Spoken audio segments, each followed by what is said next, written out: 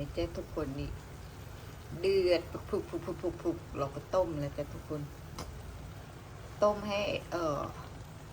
น้ำเค็มที่มันอยู่ในผัก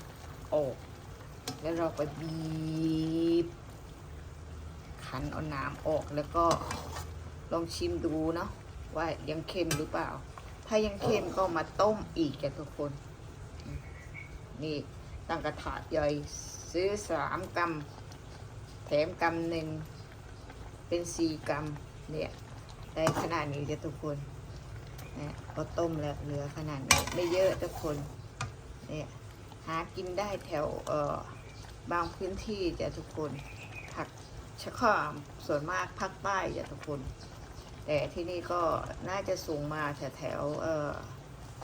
ชายทะเลสมุทรสงขลาอะไรแถวเนี้ยนะทุกคน